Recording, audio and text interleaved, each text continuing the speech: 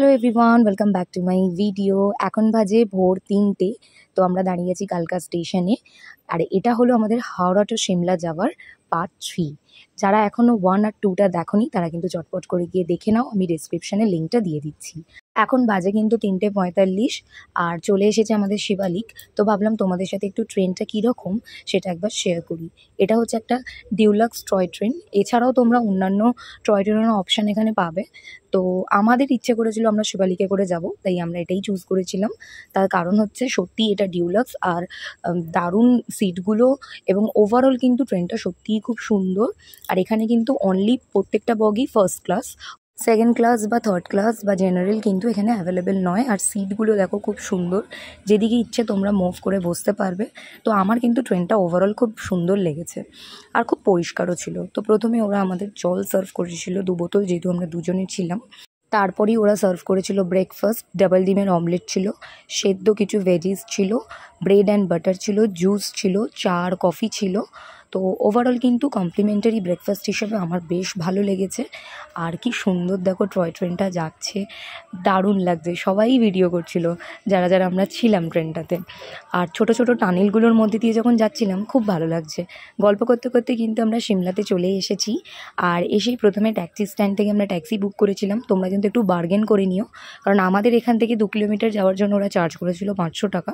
তবে আমরা সেটা দিইনি, দিয়েছিলাম কিন্তু অনলি 150 টাকা। তো তোমরা কিন্তু বার্গেন করবে, কারণ এটা ওদের বিজনেস, ওরা বাড়িয়েই বলবে। তোমরা যদি বেশি দাও তাহলে কিন্তু তোমরা ঠকে যাবে।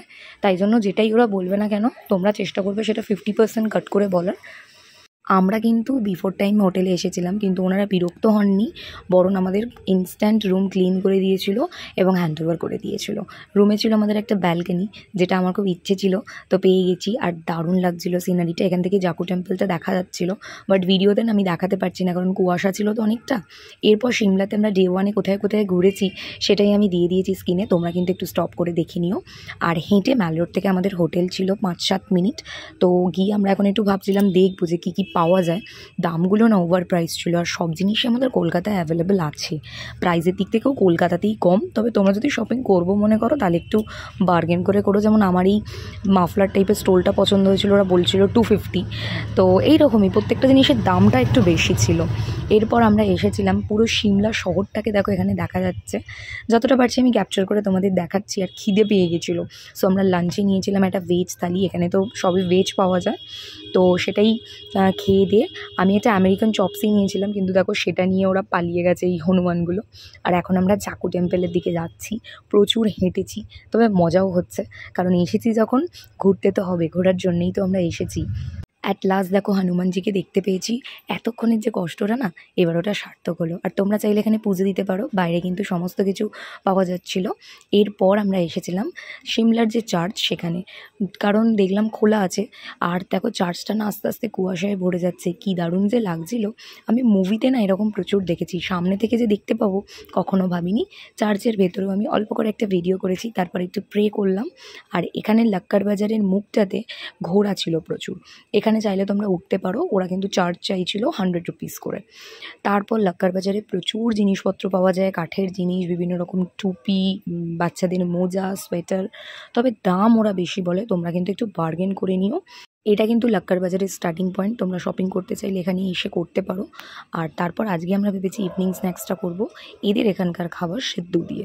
এটা কিন্তু বেশ ভালোই খেতে ছিল, ওই আমাদের বাঙালিদের না পিঠের মতো টেস্টটা, তবে খেতে ভালো ছিল। তারপর আমার জীবনের সবচেয়ে বড় ভুল হচ্ছে এই মোমোটা ট্রাই করা। দাম নিয়েছিল ওরা 80 রুপিস, বাট ভেজ মোমো 80 রুপিসে যা দিয়েছিল ভেতরে ছিল জাস্ট সবজি সেদ্ধ।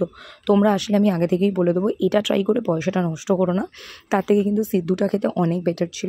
আর এখন আমরা যাচ্ছি কালী মন্দিরের দিকে। যাওয়ার পথেই তোমাদের পড়বে আর্মি মিউজিয়াম, এটাও কিন্তু একটা ঘোরার জায়গা। তবে একটু রাত হয়ে গেছে বলে, বন্ধ হয়ে গেছিলো বলে আমি ভেতরে যেতে পারলাম না। তোমরা এটা ঘুরো।